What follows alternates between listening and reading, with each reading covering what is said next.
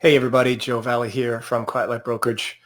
I talked to a number of people that had some questions that I thought could be answered better with a video because you can review it, rewind it, and take a look at some of the math and logic behind the valuation approach. So I put this together. What we're going to cover here, it's about 30 minutes in all, is a basic valuation overview, valuation multiples and what they are, the three levels of add backs, and this is where the questions came in right here. There's three different levels. We want to pay close attention to these is because it's what boosts the value of your business, or at least gets you the true value of your business, I should say, with a lot of good math and logic. With that, I'm going to go ahead and do an add back schedule example so you can see how they plug into the profit and loss statement right below it, and then definitely what is not an add back. Before I jump into that, though, I'm going to take 60 seconds and rant a little bit. Number one, 50%, more than 50% of all the money you're ever going to make from your business does come the day you sell it.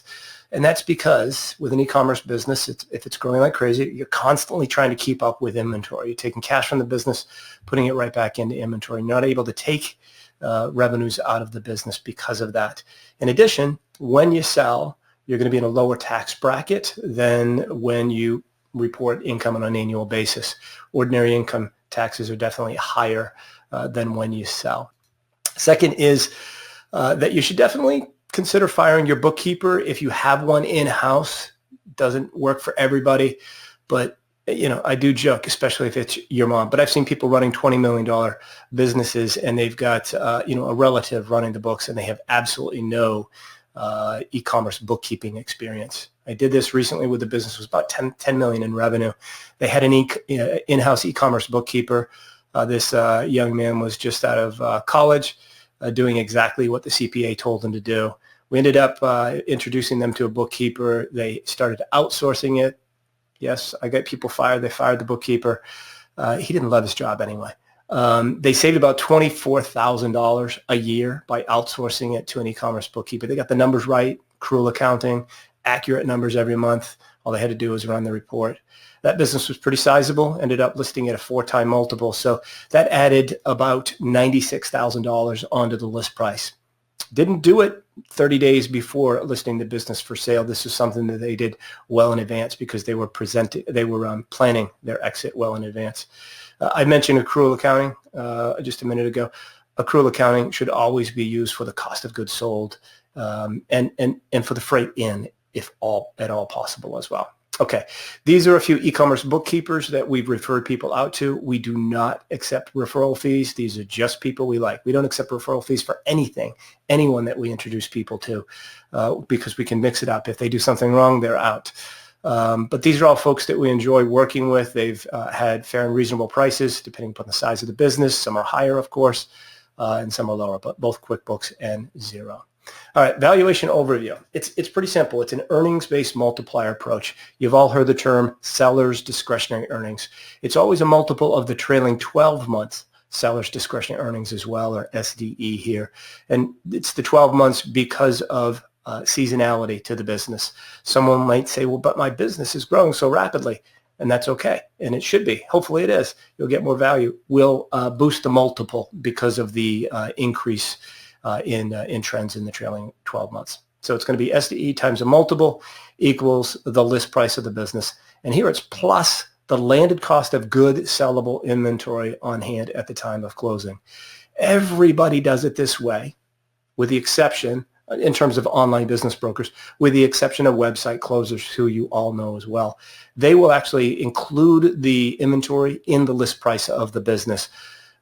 The end result is twofold. Number one, their multiples look higher than everyone else's, and it's not when you separate out that inventory.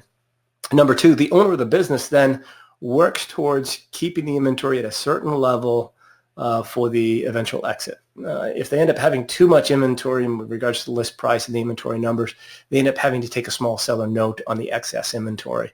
We find it's better to just run your business like you're going to keep it for the next 10 years for the most part. There are exceptions, and separate out the landed cost of inventory. I say landed, underline landed, because you're also getting the freight in costs as well. It's not just the cost of goods sold, but it's the freight in cost to get it to your 3PL or Amazon if you're shipping FBA. Okay, so calculating seller's discretionary earnings, it's pretty simple but complex. It's net income from your profit and loss statement plus the add backs that we create from your profit and loss statements. There's level 1, 2, and 3 there. That equals your seller's discretionary earnings.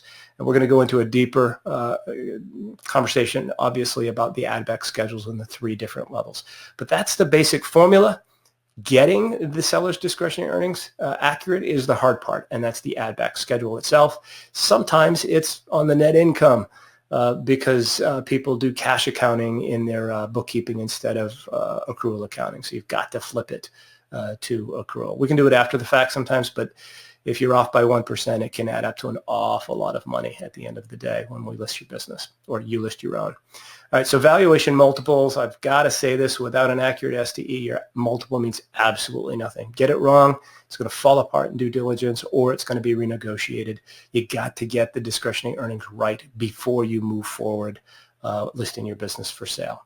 Okay, average valuation multiples. No 2 listings are alike, so these are not going to apply to everyone. And as I put over here, size does impact risk and value. So we've got different levels here in terms of discretionary earnings.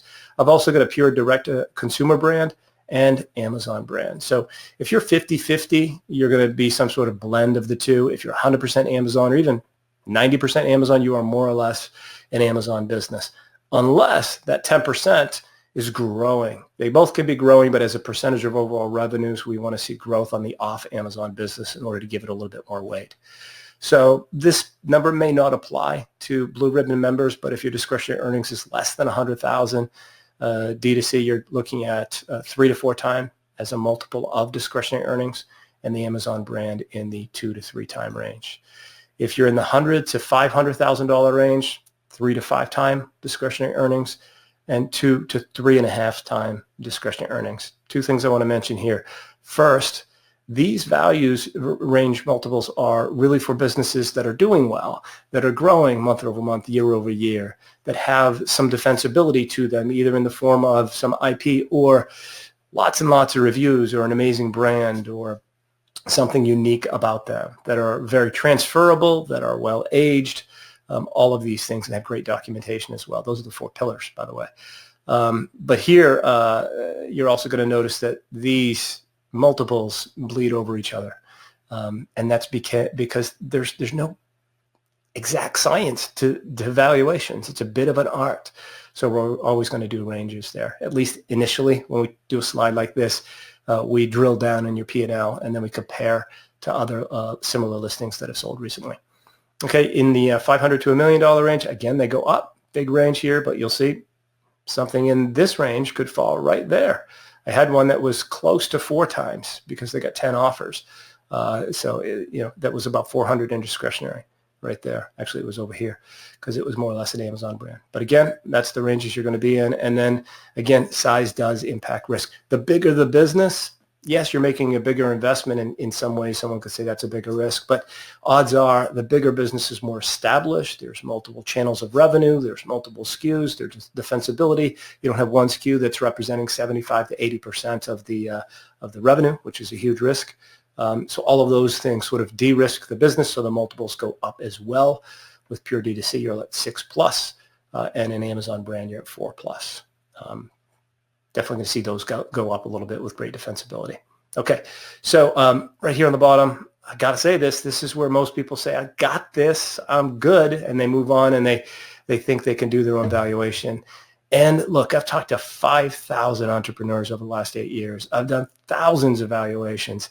It's just not true. I have valuation calls. We get a ballpark idea on the call, and then I get the P&Ls, and inevitably numbers change. Usually they go up, believe it or not, in terms of the discretionary earnings, just because there's so many nuances to it. And we'll get into that in the 3 levels of add backs. Okay, let's jump right into that. What is an add back? An add back, simple definition: owner benefits and accounting expenses, one-time expenses, and other things that do not recur or carry forward to the new owner of the business. The purpose of an add back is to, or identifying them, is to present the true baseline earnings for potential acquirers. It's not to jack up discretionary earnings and the list price of your business. It's kind of the end result, but we want to get things right for you. You want to get the discretionary earnings right. All of the discretionary earnings, or simple term, owner benefits, back in there so that you're getting what you deserve, the true value of your business. Otherwise, you're giving the buyer of the business instant equity. And I've seen it way too many times when people go out and rush to list their business for sale or don't do a thorough job with the add back schedule. All right, so we've got 3 different levels, obvious owner benefits that y'all probably most know, most of you know, but even people that are doing 14 million in revenue, some of these things are not all that obvious, hence the point of doing this. But I can't do 14 million in revenue in e-commerce, so it goes both ways. I need your expertise, and I ask them questions too. Level 2, one-time and accounting expenses. Level 3, variables. Deep dives here are necessary, and you've got to use math and logic. Okay, level 1, the obvious owner benefits. One-time owner salary. 1 owner salary, not 2. As long as that owner is working less than 40 hours a week. You can do 2 if they have similar generalist expertise and they're working a combined less than 40 hours a week. I say generalist, meaning that it's the average person that's going to buy a business. I'm not talking about if one of you has programming skills and you are a programmer by trade and you do a lot of programming for your business that's being sold. That's a specialist skill, and if you're working 30 hours a week doing that, or even 20 doing that, and the other owner's working 20, we'll probably have to make some sort of adjustment for that special skill that 99% of buyers will not have, and they'll have to outsource it. If you've got 2 owners working 80 hours a week, you can only add back 1 owner salary. So if you are 1 owner operator and you're paying yourself $200,000 a year and you run a profit and loss statement and your net income is 0, and if all we do is add back your own payroll, it's going to be boosted by $200,000. That would be an add back of $200,000. So we've definitely got an add back of 1 owner salary. You're going to pay income taxes. You're going to have payroll taxes on that. Those should be added back on your salary as well. If you make quarterly estimated income tax payments for the previous year, as I do, that's absolutely an add back. If you pay yourself, if you pay your health benefits, that's an add back as well. These are owner benefits, right? Simple terms. Charitable contributions, definitely an add back. If you've got a loan, an SBA loan, an Amazon loan, whatever it might be, you've got interest expenses on that. The loan itself is an add back too, but clearly the interest expense as well. Those things do not carry forward to the new owner of the business unless it's a stock sale. The payments do not carry forward, and they're definitely an add back. Okay, retirement contributions. These are really obvious. Personal meals and entertainment, travel, vehicle, mobile phones, office rent, home office rent, utilities for the home office, things of that nature. Some people say, mobile phones, really? Yeah, obviously, if anybody, no one is running an internet-based business that does not have their own mobile phone. So it's definitely an add back. The reality is, though, if we're selling a business for $10 million or $5 million or even $1 million, doing a $100 a month add back for a mobile phone might seem a little petty. So we may not do that if the add back schedule gets too long. And we just might boost the value of the business just a little bit more to compensate for it. No 2 businesses are alike, so there are exceptions to every rule. Really important to understand that when it comes to the add back schedules. Level 2, one-time and accounting expenses, IP, trademarks, copyrights, patents, logo design. These are things that you generally have a one-time expense for. It's not going to carry forward to the new owner of the business. So we would definitely put that in the add back schedule. Whether it happened in the trailing 12 months or 22 months ago, it doesn't matter. It would still go in the add back schedule. Legal expenses that are one-time in nature, like a lawsuit, enforcement letters that went with a patent infringement campaign, or your incorporation docs, things of that nature. These are all, you could use some logic on these, obviously, but these are one-time add backs. If you hire one of those bookkeepers that we talked about up above and you have them clean up your books and set them up in arrears, they're going to charge you a monthly fee per month that they go back and do that for. So if you go back 24 months and it's $50 a month, that's a one-time expense. And so we would make sure that we add that back, and then their ongoing new expenses would not be in the add back schedule. Equipment purchases, video equipment. I sold a business last year that they bought a bunch of video equipment for Facebook Live events. That's a one-time expense. It does not carry forward. Personal computers, you all get to keep your computers. I don't think I've ever sold a business where a laptop or a computer carried forward to the new owner of the business or was sent to the new owner of the business. Depreciation, simple accounting expense there, and then amortization as well. It's level 3 where we've got to dig deep and use the math and logic.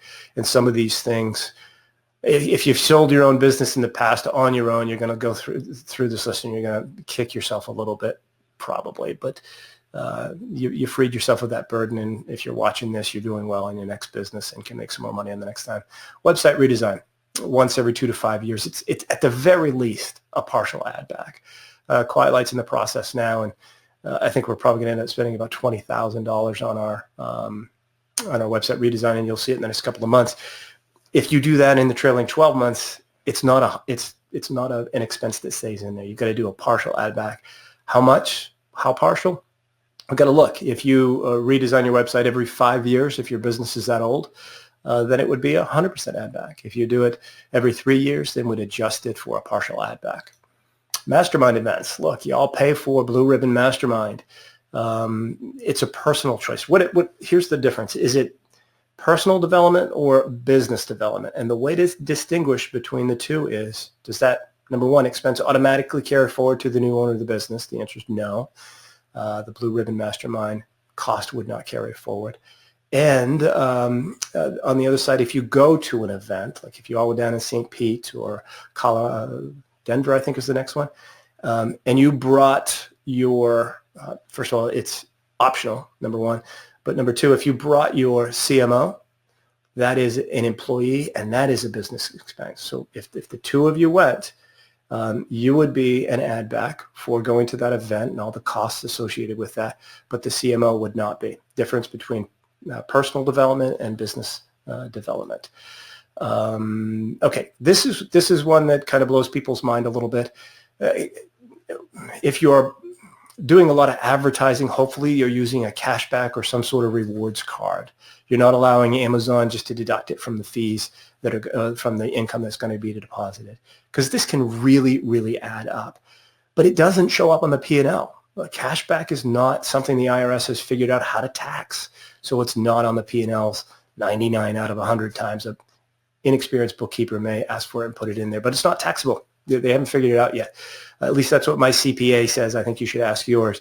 So what we want to do is dig deep here and look at how much you've spent and what your cashback points are or dollars are, or the conversion of them, right? If you use an American Express, you're getting rewards, but your rewards are can be converted to cash, so you can buy stuff and things of that nature.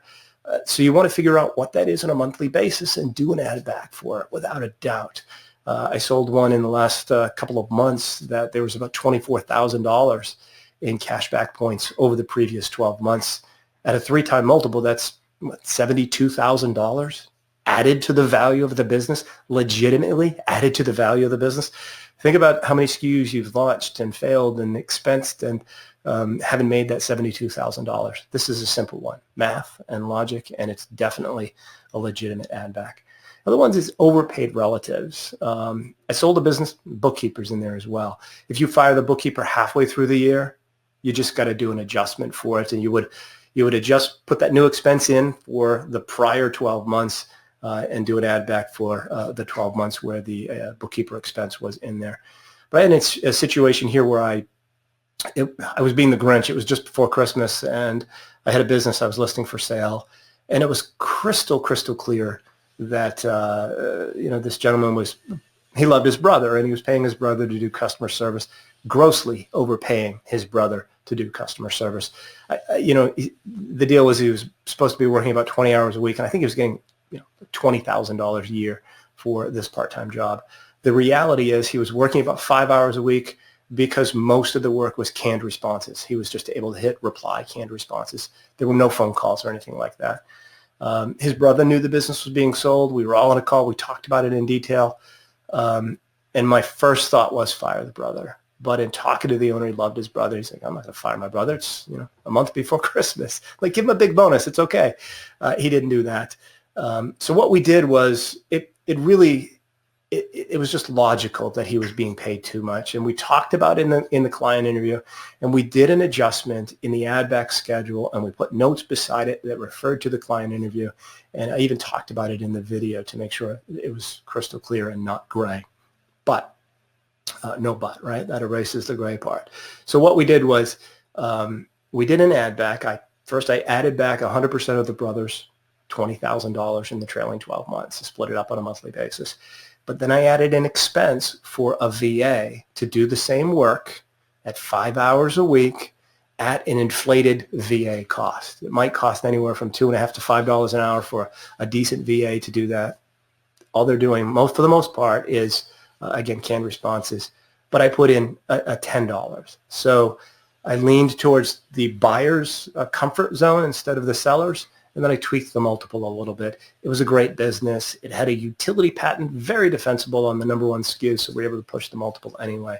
But we ended up with multiple offers on that and not a single issue with doing adjustment on that overpaid, black and white, clear, using math and logic, clearly overpaid bookkeeper. As an aside, the buyer of the business ended up hiring his 15-year-old son to do all of it, and he did it for a year and a half before he ended up hiring somebody outside the house. Reduce cost of goods sold. This one is critically important to understand. Look, if you end up having your cost of goods sold go up halfway through the year in the trailing 12 months prior to selling your business, let's just say it goes up, simple math, by $1 a SKU on your number one selling SKU. I can assure you that your buyer, if they're smart, they're going to dig deep and they're going to go, oh, wait a minute, you're selling 1,000 units a month for the 6 months in the trailing 12, in the first 6 months of the trailing 12, it was only at $1. It was at $10. It's gone up to $11. You're selling 1,000 a month. That's $6,000. I want an adjustment of $6,000 times that 3-time or 4-time multiple off the list price of the business, or whatever the negotiated price was. I guarantee you they're going to do that if they're smart and they dig deep. The reverse applies here, and I've done this many, many times because it's math and logic. So if partway through the year you take a trip to China and you renegotiate the rates on multiple SKUs, and let's just say that it drops again we'll do simple math, but I've seen this result in huge numbers, $100,000 price adjustment. Actually, it's about $150,000 last spring on one business. But if you renegotiate your cost of goods sold goes down by $1, and in the trailing 12 months, it was only on the books for 6 months. You take $1 times the number of units sold per month, and you put it in a spreadsheet in the P&L tab, and then you do an adjustment for it, and we'll see that in the spreadsheet. It's never fails, guys. It's math, it's logic. I've sold to people that are portfolio buyers, and eyelashes never batted here. Same thing goes with third-party fees that are reduced. If you changed your packaging, you bootstrapped something initially and you had oversized packaging and a little bit of extra weight. If you tweaked it a little bit and the packaging costs go down and the pick, pack, ship fees go down, you do the same thing. You do that reduction going forward. Those two alone, along with cash back, that could add $250,000 to the list price of a business legitimately with math and logic. So those are really, really important. A little note down there. Some business models require travel to events and mastermind meetups. So not all are add backs. Mine, for instance, Quiet Live Brokerage, we can't add back, going to events and meetups and things of that nature because it's part of our business model. We sponsor some of those things. So if you're in an ad agency business where you do these types of things, you're not going to be able to add that back. Okay, let's look at the add back schedule here. Just showing you the bottom line of a profit and loss statement here. Otherwise, it'd just be too much at the top there. But in this scenario, we've got $297,742,000 as discretionary earnings. And just adjust that up or down for however big your business is. Before I show you this, never have I seen all of these add backs in a business that's listed for sale. There shouldn't be every single one of these. I'm showing this to you for demonstration purposes only. They're not all going to apply to your business. So level 1 add backs, we've got owner payroll as an example, $5,000 a month. You just paid yourself $60,000 a year. The taxes associated with those, it's roughly 7.1, 7.2%. The health insurance, charitable donations that you make, meals and entertainment, all of these things are add backs and do not carry forward. At a 4-time multiple, this one adds about $75,000 there, almost $300,000 to the list price of the business. And you're saying to yourself, well, why would you do a 4-time multiple on 297 in discretionary? That doesn't match with your multiples up above, because 297 is not discretionary. It's actually net income, and the numbers go up. Plus, this is just an example. I was using a simple round number. Add backs for level 2, those one-time legal and professional fees. Let's say that you had to reincorporate and separate out your commingled brands into separate LLCs, or you did cleaning up the books in arrears, something like that. Depreciation on the schedule because you had some assets that you're depreciating over the years, and interest expense and loan payment expenses in an add back schedule, or if you're taking Amazon loan or something like that. Cost of goods sold. Here's an example. This was $250 less times the number of units sold per month. That adds $20,000 back legitimately, by the way. Replace the in-house bookkeeper. Again, you fired them here. Now you've got the zero cost there, but you've made the adjustment for these years. You don't do an add back for the new bookkeeper because they're up above, but you got to make an adjustment here. You can't wipe them out for those 6 or 7 months, but not put in the new expense as well. So you joined a mastermind group, all the travel to it here and there, and then the cash back points. You just randomly $11,000. At a 4-time multiple is $247,000 added to the list price of the business. So we went from $297 in discretionary to $157 in add backs. Now we're at $455,000 in seller's discretionary earnings. So quite a bump. When you apply the valuation formula to that, you wind up with legitimate add backs that add $629,000 to the list price of the business if this business was being sold at a 4-time multiple. It's tremendous when you pay attention to the math and use math and logic, pay attention to the details, what it does for the value of your business. And again, this isn't boosting the value of the value of your business or jacking it up in any way. This is giving you what you deserve. It's legitimate. If you don't do these things, if you don't focus on them, you are giving the buyer of your business instant equity. And you don't want to do that. You've worked hard for what you have here. Pay attention to the details, and you will absolutely earn more when you go to sell your business someday. So what is not an add back? Definitely very important here. Inventory stockouts happens to 99% of the people that I talk to. So it's not an add back, unfortunately. And on top of that, the math in terms of what the stockout cost in discretionary earnings is speculative. Failed advertising campaigns, you're constantly testing, right? Always going to try a new Facebook campaign, teach you how to do that. You're going to do a variety of different things. A failed test does not mean that you get to add it back, because I guarantee you the new owner of your business is going to do the same thing. Again, that second owner's salary, really important. If the two of you are working more than 40 hours a week combined, or if you're both working 40 hours, you can't add the second one back. If you're working 60 and you both take $200,000 a week, and $200,000 a year, and you're 30 hours each, you can do a partial adjustment. Again, math and logic. Recently fired essential staff. 9 to 12 months out should pass before adding back essential staff, as long as the numbers are not hurting because you fired essential staff. Keyword is essential here. Some people wrongly say, oh, all I have to do is jack up my discretionary earnings and I'm going to get more from my business. I'm going to start hacking costs.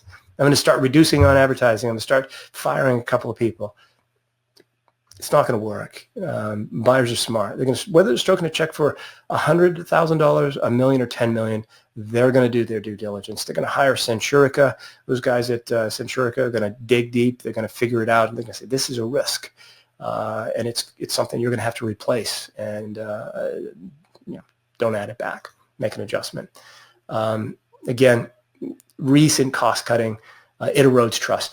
Pushing too hard on add backs definitely erodes trust, and without a doubt, trust is the most critical factor when it comes to selling your business.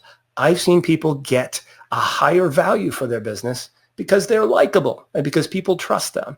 I sold one spring of 18, I think it was, spring of 18. Actually, I take it back. Spring of 19. Spring of 19, I sold one. I had 10 offers on it. The owner of the business, aside from the fact that it was a great brand and it was growing like crazy and it was defensible and all those things, but the owner of the business was a CPA that started an FBA business. He quit his FBA job after it got big enough, and then he hired an e-commerce bookkeeper to do his numbers and math for him. Even a CPA outsourced it to an e-commerce bookkeeper. People loved that. That instilled trust. And he was a typical buttoned-up CPA too. So when we did the video interview, which we do for presenting something for sale, people could see him. If you're going to sell on your own, definitely use video. It helps a lot. Demonstrate your package, right? People are going to be somewhere else in the world. Definitely hold it up and do a demonstration of the package so they can see it and feel it, and work on that trust. All right, conclusion, wrapping it up. Know your business's value. It is absolutely likely your most valuable asset. And I'd venture, a bet here, $100. You probably know the value of your car within 10 or 15%, the value of your condo, your house, your retirement account, all of those things. But you don't know the value of your most valuable asset, which is your business. So you should know it. Hopefully this valuation will help. Valuations are free, guys. Call any business broker with anybody you want. It's free. Take the time and do it. It's your most valuable asset. And most of the money that you make from your business will come from the day you sell it.